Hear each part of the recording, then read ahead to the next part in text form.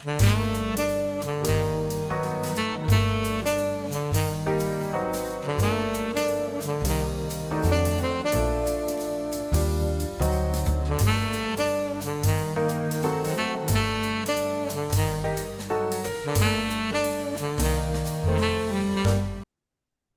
and welcome to Soothe Yourself podcast.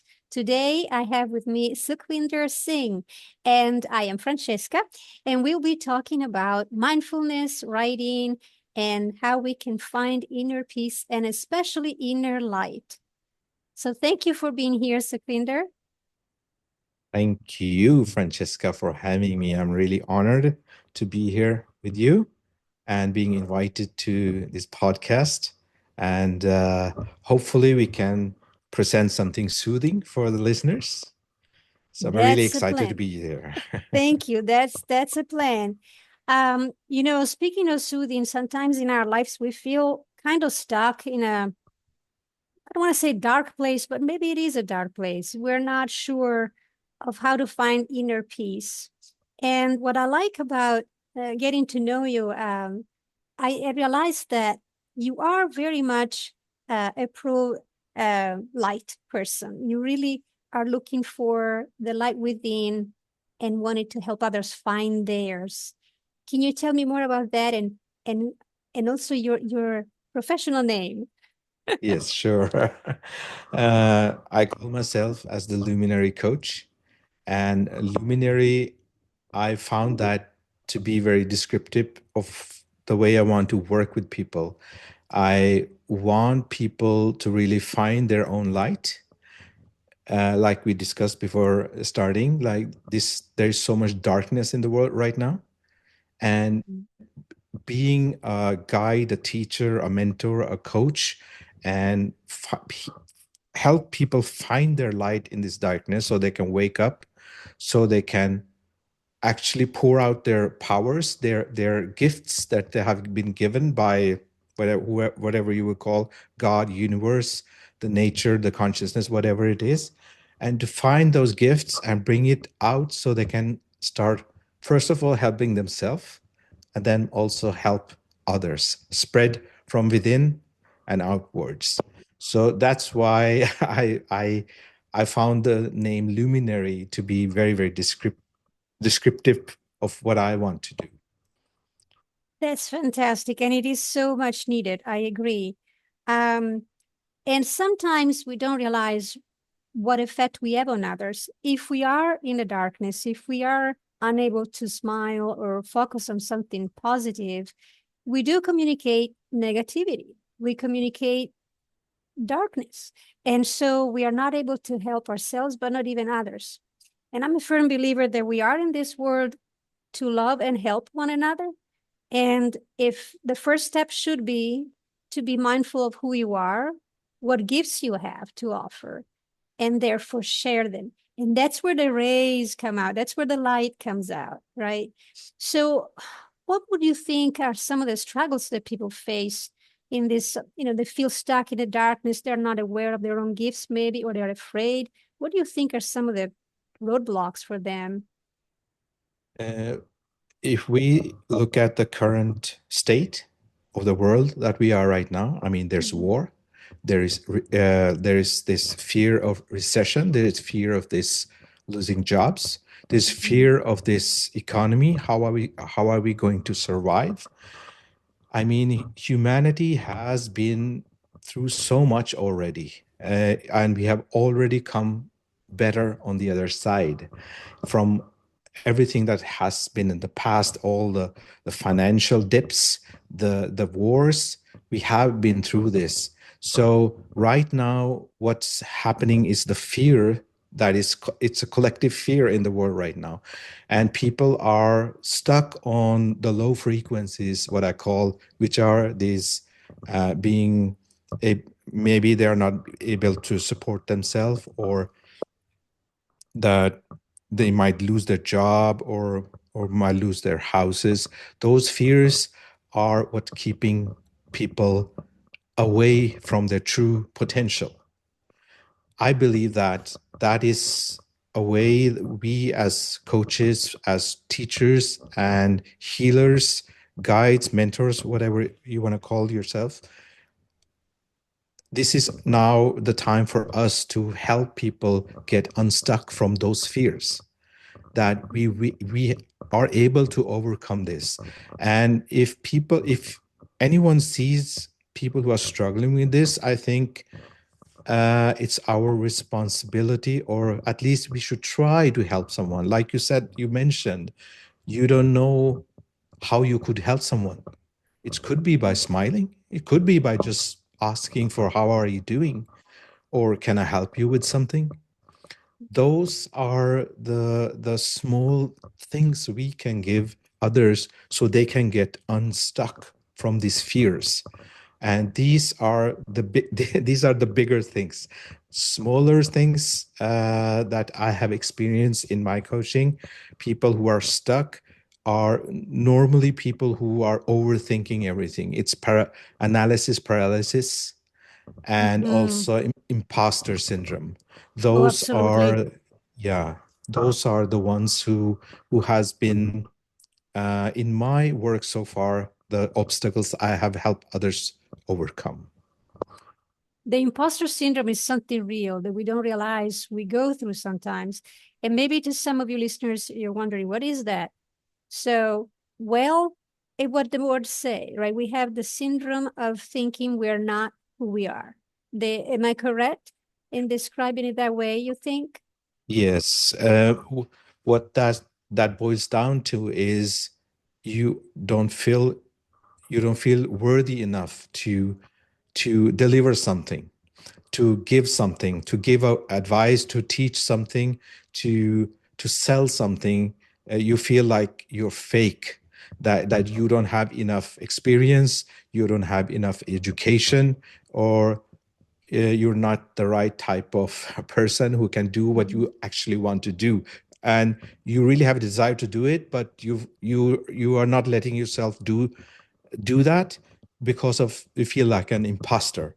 And Mhm. let me just tell you the thing that imposters, people who are really imposters, they never think of themselves. They don't have that imposter syndrome because they are perfect at playing an imposter.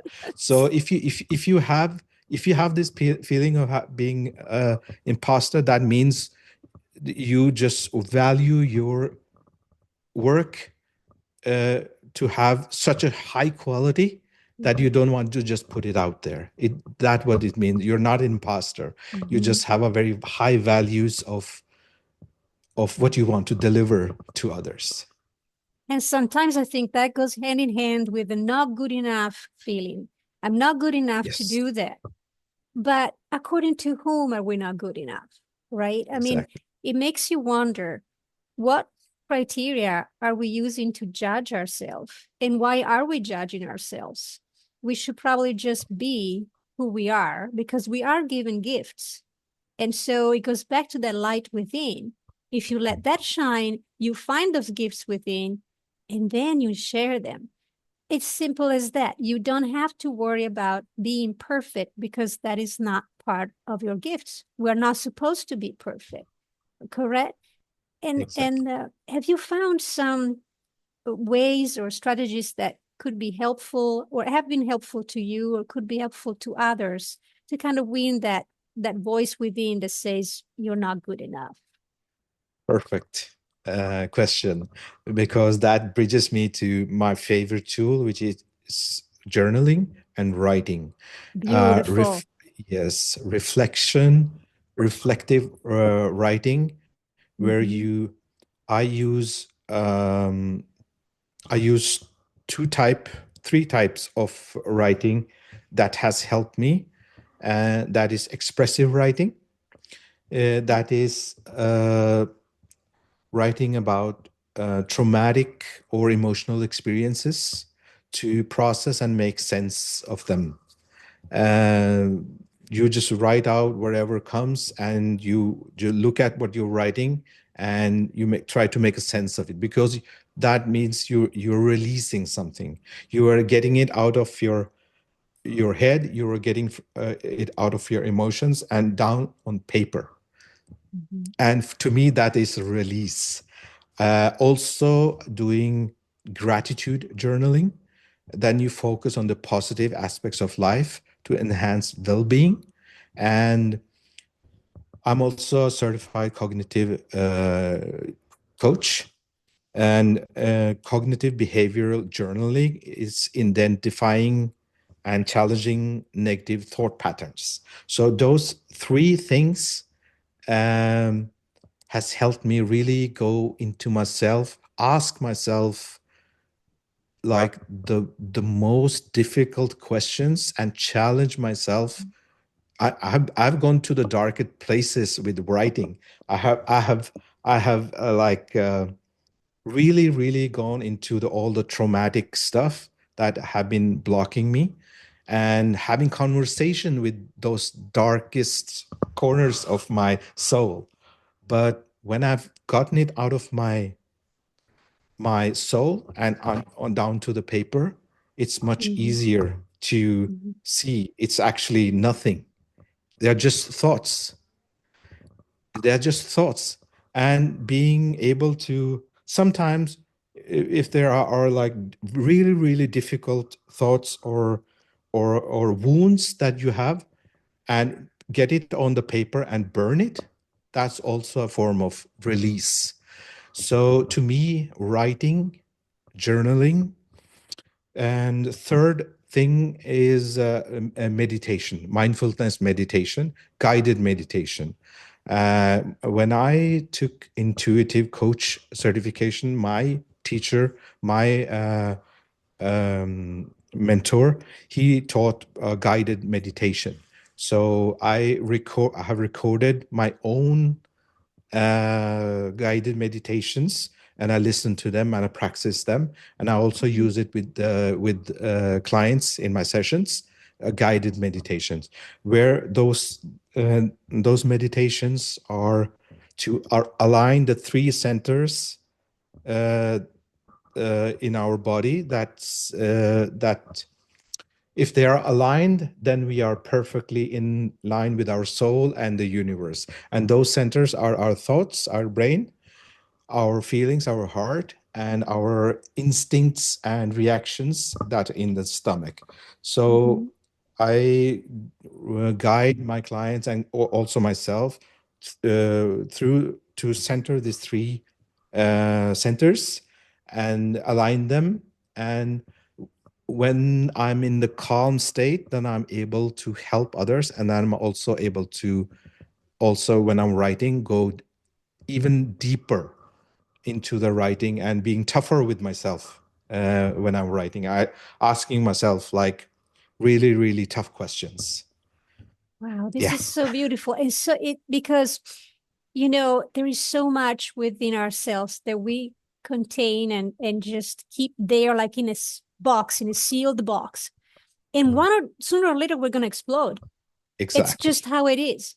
And as you were sharing that with us, I thought, yes, mindfulness is key because even when you write, if you're not mindful in connection with your mind and your heart connected together, you're not Yep, liberating yourself for all those thoughts, those because everybody has traumatic experience at least once in life.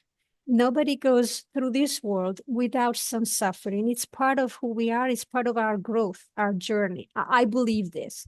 And so when you're yep, able to liberate yourself from that burden that you keep in that sealed box and you put it out in a healthy way, exactly. and writing Exactly. is a very personal way to do that. So you don't affect others with your anger, or you don't affect yourself by keeping it sealed in there and exploding with anger one day or harming yourself. Sometimes that's Yes, one of the dangers of being so tight inside. exactly. Stress gets everybody, and you get to a point where you explode. Exactly. I'd like to go back, if you don't mind, to the Sure.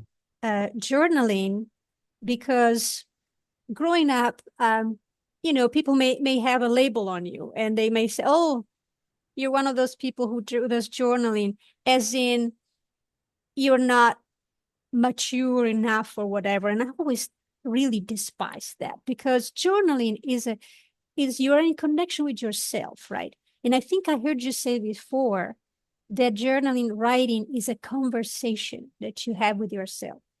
And I think everybody should have a conversation with themselves before they go and speak to the world as they are with all the negative in it, having some ways to release that. So can you tell me more about that journaling as a way to do that? That's a very, very good point and a very, very important angle on writing and having conversation with oneself. It's what I call reflective journaling or reflective writing. And this is actually doing the daily to gain insight to yourself, because who is your best guide, who is your best friend, if you allow it to be? It's what's reside inside you. It's your guiding light, again light, and this light comes from if you don't believe in God or anything, you can say nature. If you believe in God, it's God. It's Vaheguru in my faith. It's the light that's been given us. So as long as you do introspection, soul searching, you dare to embody as big as you want yourself to be in this embodiment. You can be a light worker, you can be an angel, or at least have that perspective, because then you have the courage. I mean, that was the word I was looking for. Being able to get that courage to be great, to be not in an egotistical way, don't misunderstand me. This courage, it's our duty to be courageous in world, to be to be able to speak those words that others need to hear. And like we said, you never know who you can help. That's true. And if you don't have words that you have had, like, words or sentences or concepts, if you haven't had a conversation with yourself, you're not able to get those conversations or concepts out, because your concepts, your conversations are totally different from this 8 billion other or 7 billion other people in the world. That means there are 8 billion or 7 billion different concepts in this world that we can share with Yes. each other. That's beautiful. That's, to me, that's so Yes. beautiful. Absolutely, because the beauty in that also resides in the fact that we can share those different opinions and grow from one another, help each other grow and evolve instead of staying stuck in those labels. And I use the word mature, but because that's what they told me, that I wasn't mature Mhm. because I was journaling. And I'm thinking, what? What? What is has to What? do with does that have to do with maturity? It has to do with the desire and the bravery, the courage to look within, because let's face it, we are never going to be without ourselves. We can escape Exactly. the whole world into phones or into whatever it is that we go to annihilate ourselves and be in the darkness, but we cannot eliminate ourselves. Exactly. So the base of it all is to really find that light within and converse with that, who we are deeply, and bring that to others. So if journaling works, why not? Right? And tell me more about the meditation, because some other people might find still journaling not their cup of tea, but maybe Mhm. meditation could be. Meditation and also being mindful, that's Mhm. very connected. Being Yeah. mindful to me means being mindful before you take any action. Be mindful before you speak. Be mindful before you think. Be mindful. And our gurus in Sikhism, they has given us this what do you call, a steel bracelet that we have on our right hand. And our gurus taught us, like, before you take any action, Beautiful think. reminder. Yes, your actions should be divine, Mhm. and before you do them, think. And being mindful to me is also the same. Before you're having an argument, just take a minute, distance yourself, be mindful that this anger or this stress that I'm feeling, I'm not that. I think Yes. Eckhart Tolle also talked about this. Just distance yourself from the anger, from the stress, from this feeling overwhelmed. Like if you practice mindfully to distance yourself from this, what do you call, how you should put it, blocking thoughts or behaviors. If you start to being mindful, you are able to push those vices or those bad habits away. And being mindful is just being present in your source, in your light. Again, Yes. light, in Mhm. in your light, because that light is always there. It's always guiding you, is always helping you, is always protecting you. So being mindful is being in that state that nothing can harm you, nothing can push you over, nothing can manipulate you, nothing can Mhm. gaslight you.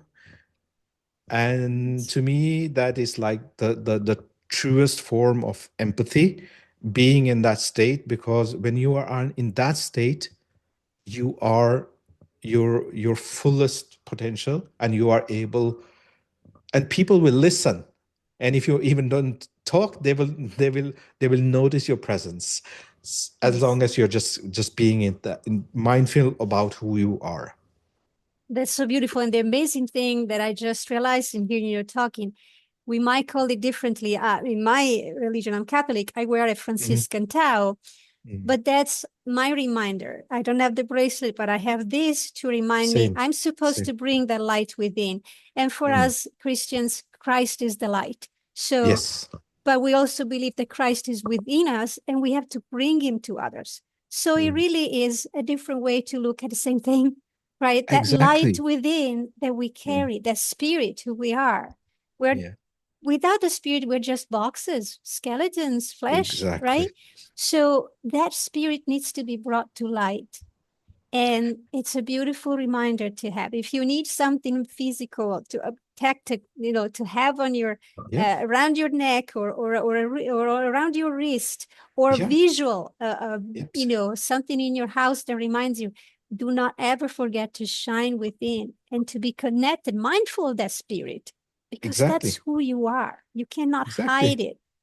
Can't hide it, because it was a reasons for the prophets, for the gurus, for Christ to come on this earth. They gave us a framework we could follow, so we shouldn't forget that we are being guided to good, to do good. And unfortunately, people has found other ways, or they have forgotten. But hopefully, uh, we need to go back to not the Stone Age. I'm not talking about that, but going back to inward, toward ourselves, and connecting with that light. That could, and that's the common for all religion or belief systems. That's what it was supposed to be, but because of some power hungry people, most of the religions got corrupted. But the message of all of them is actually the same.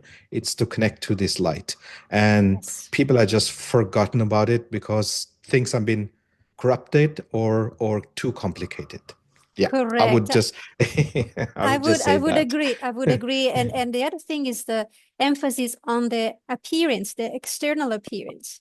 When we really need to figure out that what really matters is what you don't see. But the light allows you to see it. That's the Exactly. magic. It's like contradictory, but it is so true. I had Yeah. a beautiful experience through a dream that my niece had about my Mhm. mother-in-law who was paralyzed and was dying, so unable to speak. Mm. Well, she appeared in the dream to my niece saying, she was dancing. And so my niece asked, how can you do that? You're paralyzed. And she replied calmly and joyfully, dancing because what you see does not matter. Mm. And it was such a beautiful message because it made me realize that's true. So that what we actually see as human beings we consider that the important aspect. Mm, We are mm, really hiding what truly matters, which we are not able exactly. to see because the spirit is invisible to the eyes of man. But it's Exactly. so, if you bring it to light, it becomes visible. It becomes what matters. And it is what all the denomination want you to focus on because it is the truth. We have to be connected to one another. And only in the light we see ourselves and one another. This is so invigorating and re-energizing. I would just talk about this forever. No, but Uh, but what you say is so important because it doesn't matter which religion you belong to or thought process or belief system you come from. As long as you're connected to the light, you will understand what we are talking about. And that's the beautiful beauty of it. As long as you're connected to yourself, to your true light, it mhm. doesn't matter who you are, where you're from, what your preferences are. As long as you're connected, the good work can be done. Yes, indeed, indeed. And so, what would we say to the people who are listening who might want to start this exciting journey and look within and find that light? Do you have any magic method or something that you are found useful that you can be make available to others? Magic uh, tool. Well, Um, I'm referring to something. I'm gonna just ask you. yeah. um, Looking at your information that you share with me, and since I've known you, journaling is important, yes, but also the ability to do that intentionally with a topic, so with a guided system. And I noticed you have something called 52 weeks of self-discovery through journaling. Oh, You yes, also, yes, of course. yes, and you also have something, it's like 7 day to confidence, I think is called So, clarity and confidence. yes, Clarity, that's the other thing. And you can have only clarity if you have light. So yes, tell us exactly. about these two tools. Yes, these two tools. The first one, the Luminary Journal, is 7 days to clarity and confidence.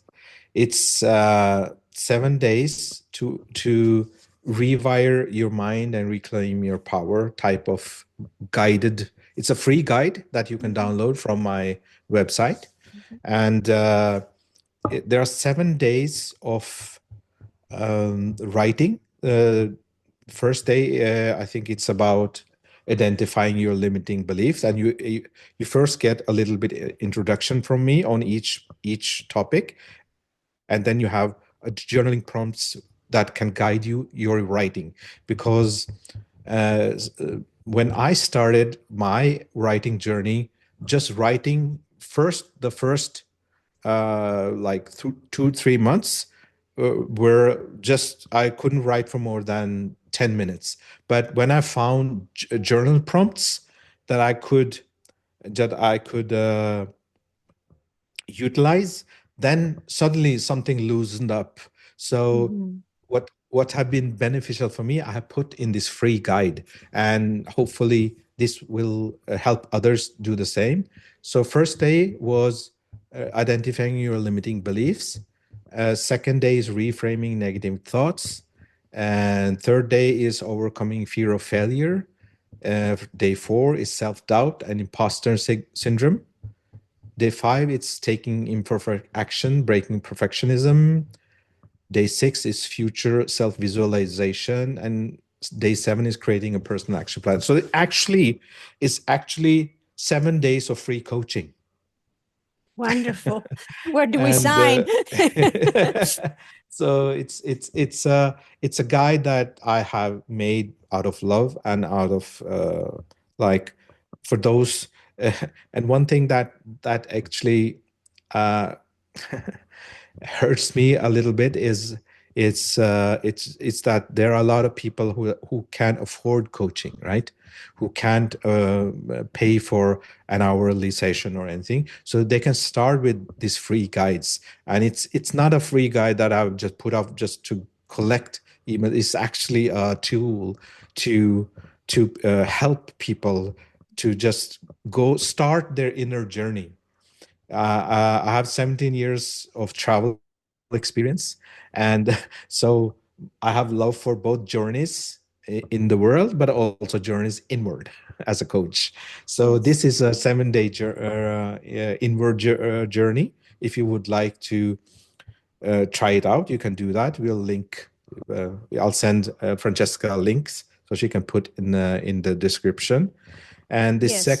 second one is 52 days of discovery, of self discovery, that I did for myself. I have like written material for 2 years, but I have taken the most important weeks from that journaling and put a put a program together that each week I will release uh, a guiding article and with prompts, but I will also put in my own personal journey in there, so people can actually see what I've gone through and how I did the soul searching, and that you can find on Substack. And Substack is a newsletter type of platform. You sign up and you get those articles as newsletter. But this 52 weeks journey is going to be paid for paid subscribers, and that's $12 at the current moment. It's $12 per month, and again, you will get coaching for $12. Again, going back to the thing that this not everybody can afford coaching coaching sessions. So this is my way of contributing to those who like to start out, and um, like a full year of coaching. That's like $144. I would say that's reasonable, but it's up to people to decide. So you'll find that also on the Substack, and yeah. Well, thank you for sharing that. And yes, absolutely. By the time this will be posted, there will be a link below. So if you're watching us on YouTube, look at the links below and you'll find the way to get this information and more insights and more content for Sukhvinder. And also, Sukhvinder, you've been a wonderful inspiration to me since I've known you. And I Oh, hope wow.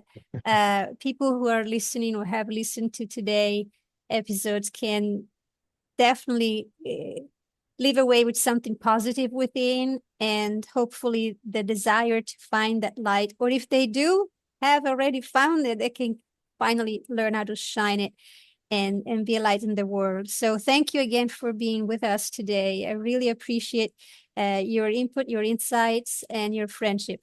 And so to all of you who are listening, make sure that you do something to soothe yourself today. Until next time, this is Francesca.